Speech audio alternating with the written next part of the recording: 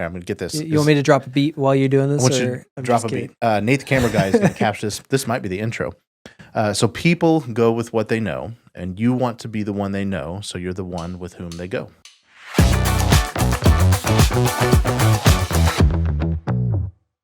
Welcome to the Maven Marketing Podcast. Today is Maven Monday. I'm your host, Brandon Welch, and I'm here with Caleb, Polka Dot Agee. If you're listening to the audio, that's a reference to my shirt. The neatest little white polka dots on this green shirt here. He wears it so well. I don't know how crisp the video comes out. It might just be a blur for you. But turn it up to 4K because you need to see these polka dots. Oh my gosh. This is the place where we answer your real-life marketing questions to help you eliminate waste in advertising, grow your business, and achieve the big dream. Mm-hmm. Lots of big dream energy going on here this week. Yeah. We had a big moment this week. Big moment. One of our legacy foundational clients who came to us with a big dream 9 years ago. Yep. Husband and wife couple who have just this cool little medical clinic. It was going fine, but it wasn't thriving. It wasn't abundant at that point. They needed more of a certain type of business, and they needed to grow much faster than they were to get to their goal.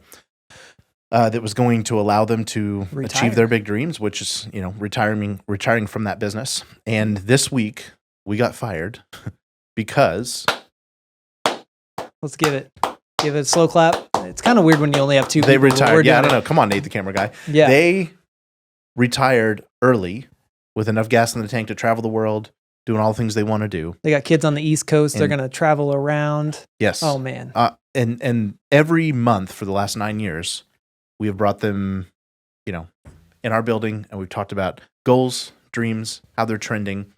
And it's just so cool. It's the coolest thing we do. It's why we exist, to help small businesses like you and like Bill and Julie achieve the big dream faster, do more with less, and enjoy it while you're doing it. Yeah. And we have this new flag called the Big Dream Flag, and we're taking pictures with our big dreamers that we work with one-on-one. And it was just so cool to take that picture and wish them the best next chapter in their life, because they did it. They made the money they needed to make. They made the impact they needed to make in their business.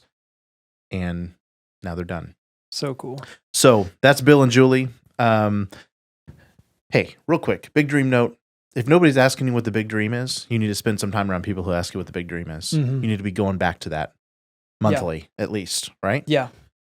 We get caught up in this work. We get caught up in this sales. We get caught up in KPIs and economy and politics. And it's just, life is too short. Yeah. Maybe just making payroll next week is slowing you down a bit. Yeah. Man, you got to look out on that horizon. Yeah. So what big dreamers are reaching out to us this week, and how can we help them? Yeah. So today's question comes from Paul, and he leads a sales team at an awesome organization. And he says, Brandon, that's your name. Brandon, I lead a sales team for a B2B organization. We are looking for fresh ideas to improve our cold calling game and close rate. What can you share from your experience in sales? Love it. Thank you, Paul. Great question. And did you know I have experience in sales? I actually do. You do. It's actually how I found Caleb. That was in the sales world. That's totally another story. Hey, I met him as a salesperson. I was a sales guy. Look at me now. And we're still hanging out. So that tells you something about at least the kind of salesperson he was. So if you are leading a sales team, or if you are a salesperson, we wrote this episode completely for you.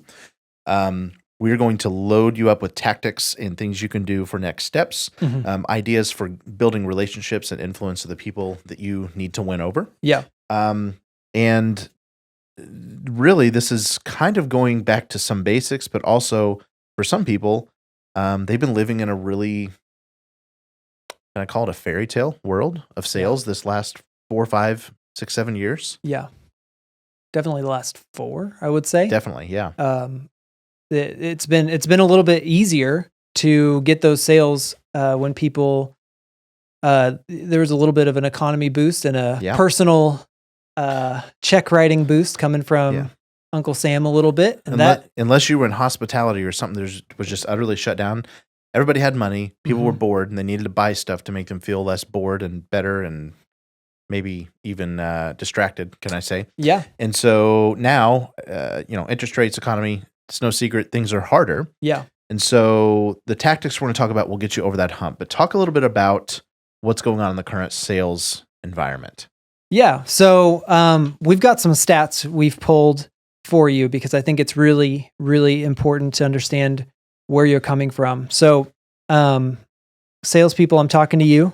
Hopefully these stats, only some of them relate to you. 44% of salespeople give up after one follow-up. One follow-up. I know some that give up before the first. Whoops. Yeah. The average salesperson only makes 2 attempts to reach a prospect. So if they don't answer 2 times, that was a bad lead. Yeah. Leads are bad. That's not necessarily true. So 80% of sales require 5 follow-up phone calls after the meeting. 80% after the meeting. After you've presented 5 follow-up phone calls. 5 follow-up phone calls. I know so many salespeople that just try to get the yes or no on the appointment, and they consider themselves a failure if they didn't get it. Yeah. That's not it. You're like halfway through. You're only. So research shows, research shows that 35 to 50% of sales go to the vendor that responds first. Even further, if you follow up with web leads within 5 minutes, you are 9 times more likely to convert them. Wow. First one usually wins. So important for so many of our customers because especially if you're doing search engine marketing or something where somebody's literally at the finish line, they're probably hitting you up and 2 or 3 others. Yeah. So you gotta hit with the irons hot, right? Yes. After a presentation, 63% of attendees remember stories. 63%. Only 5% remember statistics. Maybe you should tell a story about that statistic so more people will remember it. That's probably why I didn't remember very much in stories. School. Yeah. Oh, yeah. Yeah. Think about it. Nobody wants to sit and listen to information that they weren't thinking about, but you have to take them through a story journey, and that bonds that information to your brain, right? Yes. It takes an average of 8 cold calls to first reach a prospect. 8 times just to get them. Yeah. The first time. Wednesday, this is an interesting one. Wednesday and Thursday between 4 and 5 p.m. are the best times to prospect. So people must be a little bit more open to that in the middle of the week. But that is statistically the best time. Probably they're done with their early week chaos. They're probably not in weekend mode yet. And they're probably a little bit worn out of doing tasks, so they're a little more maybe open to a distraction at the end of the day. Open to a distraction, yeah. So you be that distraction, right? 92% of all customer interactions happen over the phone. This is a big one. A lot of people Gen Zs following up. I would say, man, even the millennials. I think this is definitely a generational thing. There's more comfort, I think, picking up a phone as far as maybe the older generations, but definitely Gen Z, millennials. They're having a little bit of trouble. They want to text, email, text or Snapchat or whatever. Yeah. What do you do, Nate, the camera guy? Come on.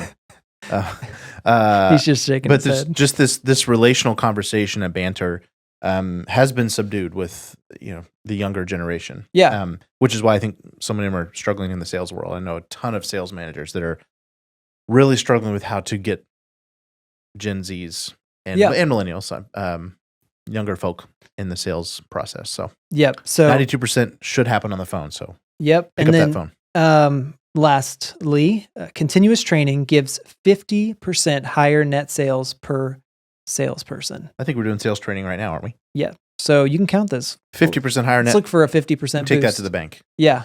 So that's the current state of sales. Basically, people are, I would say, missing out on 2 big things: commitment and consistency.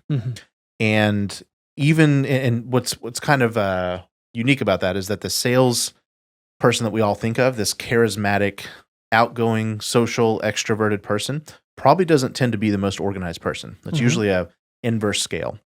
And so I think the big challenge is what people who aren't scared of sales, people who like that spark and that relationship building, are not the ones that are naturally wired to have this consistency and that's maybe necessarily commitment to long term. Yeah. And that's not saying anything bad about them. It's just the more bubbly a person tends to be, the less organized they tend to be because they get their energy from that real world. It's more of a social interaction than it is like a system interaction. Yeah. So if you can combine both, you really have something, and you are prepared to, I think, compete and come out on top with today's customer, because The other side of that is that human beings actually need more commitment and time than ever because we're a little freaked out about what's happening with the economy. We're a little smarter than we have been in the past. We can do a lot of the research on our own for most products. Yep.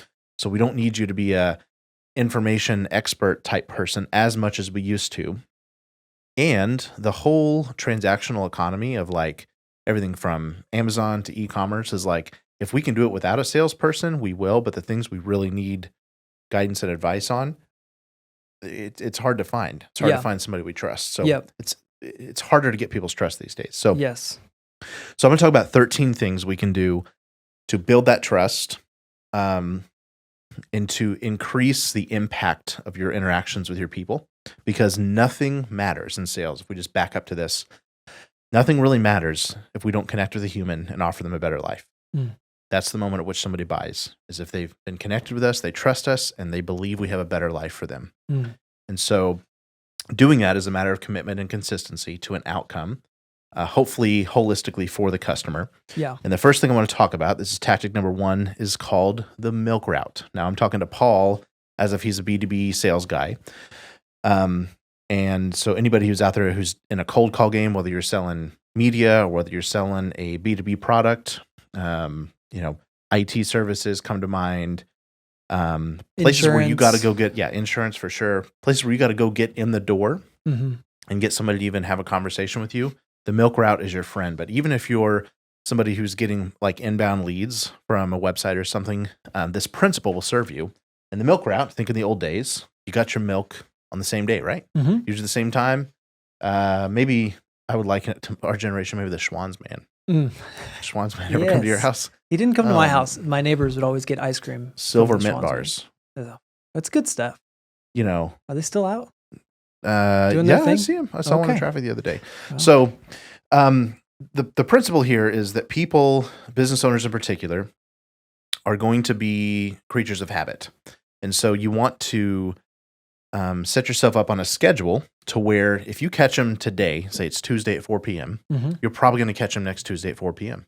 Yeah. I learned this from one of the best sales guys and best leaders and best managers I've ever had. He was actually my boss, Brian McDonough, and he trained me to go on a milk route where I was on this part of town.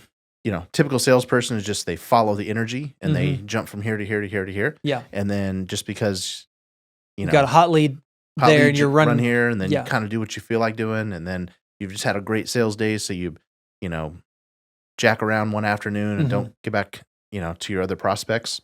But if you keep yourself on a schedule and say, I'm going to see Nate the camera guy every day, or every Tuesday at this time, I'm going to at least stop by and make sure he's seen me. The principle there is that you want the same person getting the same amount of nurturing from you equally. Now, different prospects are going to be at different places in the pipeline. Some are going to be hot and ready to buy. Some are going to be months away. Yeah. But the only way to get consistent results is to have consistent inputs. I adapted this quote actually from Craig Rochelle. He was talking about leaders, but I'm going to translate it to salespeople. Great salespeople do consistently what average salespeople do occasionally. And the roller coaster of sales is that we get big commission checks, and then show me a salesperson who's had a great month, and then I'll show you a salesperson who's about to have a horrible month, because they ride that momentum, and it's not motivating, and they're following an emotional equation instead of a logical, strategic equation. So what you want to do is have consistent inputs. I'm going to say weekly for just about every sales profession I can think of. And if you happen to get that person on the phone today, you probably can get them on the phone that same time next week, kind of learn their habits. When I was in sales, took 17 points of contact before I got the opportunity. Yeah. And so I could sporadically do those 17 points of contact and get sporadic results, or I could have my 50 people I was working on, my 50 prospects, and every week make an input. And that momentum snowballs. And one day they're going to wake up, they're going to be frustrated with their current situation or their current provider, and they're going to go, Caleb, that's the one I think of first and feel the best about, right? Yep. It's gonna pop in their mind, and because you had that frequency, they're gonna be there. So run the milk route, consistent inputs every week. Yeah. Right. Realtors, by the way, this is so powerful for you. We worked with a lot of shout realtors. out to our buddy Chris. He knows Consistency and commitment. Yeah. Yeah. Realtors, when houses are selling, they're getting the big fat checks. They're going to the lake on Thursdays and Fridays. Or when it comes time to, work a little harder, they don't have that momentum. And so it feels like it's not, instead of it taking weeks for them to build that up, it takes months and maybe even the better part of a year. So don't stop putting those consistent inputs in. That would be my number one piece of advice. That's great. So these next two tactics are called the news drop and saw this, thought of you. Same kind of thing. What you want to do, because especially for things that have a longer sales cycle, and I'm even talking to some of my home improvement guys here, maybe even some of our attorneys. Not everybody's going to make a decision in the first week or two, right? Sometimes the consideration cycle is weeks and months. And within this milk route mentality we just talked about, you don't want to show up every time going, are you ready to buy? You ready to buy? I'm just following up. Are you ready to, take the next step? Yeah. What you want to do instead is demonstrate the value of a partner by bringing things that don't necessarily have to do with a sale. Yeah. So the news drop is you're always coming with good news or interesting news, right? Yeah. I personally use Google News Alerts and Flipboard. It's an app, and you can just subscribe to their industry, subscribe to things they're interested in. Or maybe even things from your industry if you're in more of a retail-driven environment where you're always sharing cool things. This could be your email list. This could be something you literally drop into their business or drop in the mail to them and saying, hey, did you see this? 6 ideas for making your home more valuable. Or for me, I was learning the industries of my clients. So if it was hospitality, I would have some article on the summer trends coming up for hospitality. Or I would have like how to get number one rated on what's the travel app? Yelp, but the other one was TripAdvisor. Sorry. I wanted to say HomeAdvisor, but it's TripAdvisor. And so if you're in sales, go to Google News Alerts and put in your prospect's industry and just have it send you news every day or every week. You always have something interesting to say. Same sort of thing with the saw this, thought of you tactic. This is tactic number 3. You are studying your customer, your prospect. What is their humor? What's their lifestyle? What are their hobbies? What do they do in their free time? What makes them laugh, cry, or get angry? Are they old, young? Are they active outdoors? Are they an enthusiast for Harley Davidsons? Are they a artistic type person? And you can use the same Flipboard or social media tags and just find stuff that's interesting and keep a folder. And once in a while, drop a saw this, thought of you. Example I used in the presentation last time was if the guy's a Porsche lover, dude, find some wicked cool picture of a Porsche hugging a corner on a back road and send it to him, right? Yeah. Maybe they're wine enthusiasts. Maybe they love wine. So you're going to download the Vivino app. And somewhere in conversation, you're going to learn what kind of wine they like. And then you're going to study that, put that wine in there and find 5 others that are like it and maybe drop them off a bottle or something, right? Maybe they're parents. Maybe they're into mom and dad type stuff. Maybe they're baseball coaches for their kids' teams. And you're going to send them, some crazy video of some home run that some kid did somewhere, right? On YouTube. Try to build these extra connections because people will go with what they know. And when you're the one they know, you're the one with which they'll go. So with who they'll go, I should say, with whom they'll go. Whom? I made that up on the fly. It's pretty good. I love it. People go with what they know. Here, I'm going to get this. You want me to drop a beat while you're doing this? I want you to drop a beat. Nate, the camera guy, is going to capture this. This might be the intro. So people go with what they know, and you want to be the one they know, so you're the one with whom they go. Nailed it. Boom. Boom. On a roll. So saw this, thought of you. The statement I have here, it's 2023. You've got all these tools, and you have 0 excuses to not be interesting. So be interesting. Yeah.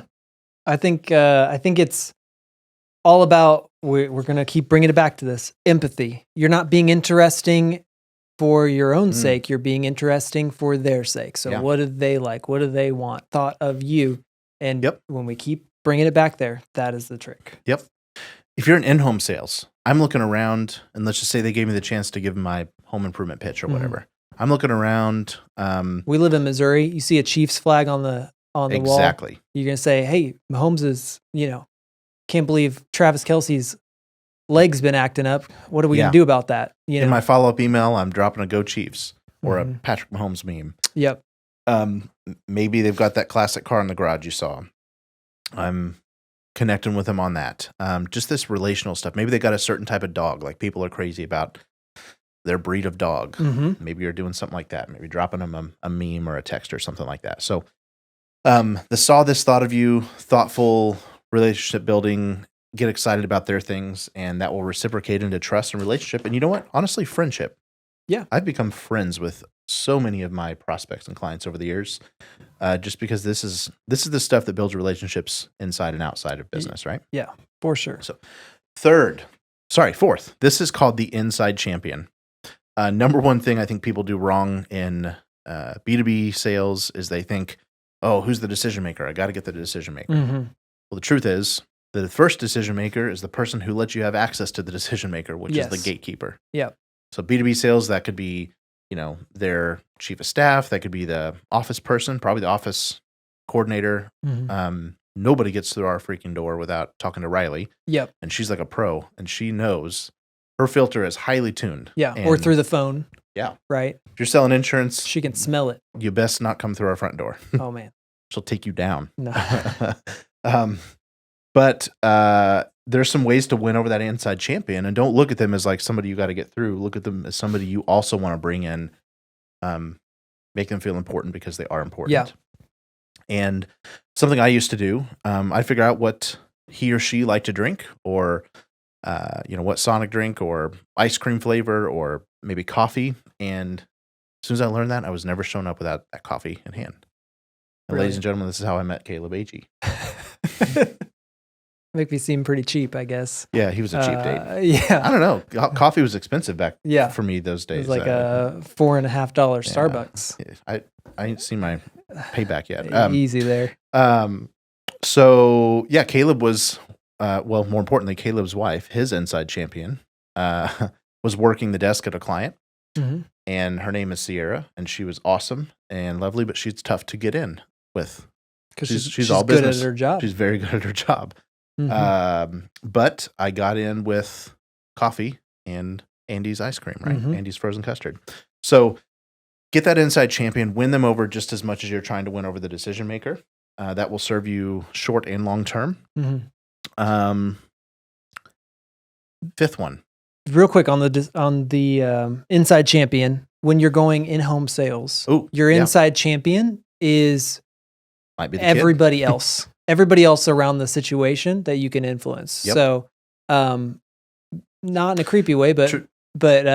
yeah. There's a way to do it totally genuinely. Being kind to their kids. I have a good example of this. Being kind to their spouse, being kind to, anyone else around the situation, and understanding that you are not trying to get to it. Like, let's say in our office, you're not trying to get to Brandon. And if you treat Riley the wrong way, guess what? You ain't you will getting be to Riley Brandon. out of luck is what you'll be. Yeah.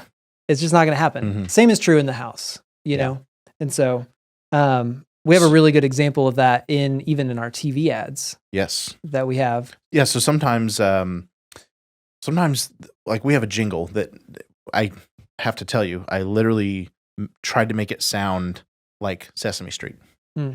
I use like Nickelodeon type melodies. I wrote the jingle and did it all. And it worked because these kids are walking around singing our client's jingle. Mhm. Absolute, we even have videos of like total strangers emailing us going, "You're never going to believe this. My kid thinks cannot wait for your commercial to come on TV." That's the inside champion. When that kid's been singing Absolute for like, it's Absolute Roofing. You can look it up. For like the last 5 years, and suddenly they have a roof leak. Who do you think they're going to think of first? Yep.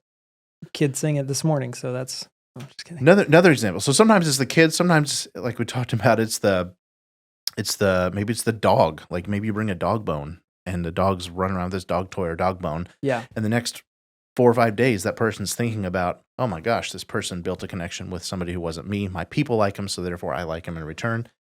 And it just feels good. Yep. Really quick other example. I actually owned a window company at one time, and I was working a home show. Mm-hmm. And so I knew about the inside champion.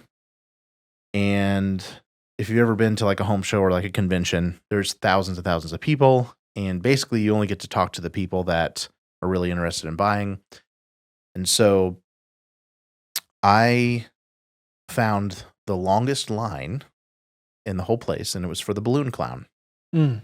And I'm like, of course. And all the parents, the deal is you come with mom and dad to the home show and we'll let you get a balloon. Or like that's just the deal, right? Yep. It's the unspoken deal, right? Uh-huh. So I go up to the balloon clown and I said, hey, when you get a minute, come up here.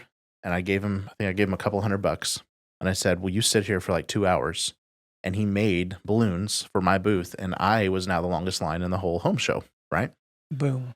That was the inside champion. And I was giving kids free balloons and little face paint stuff and all that. And now, and by the way, I had him write the window company on the balloon.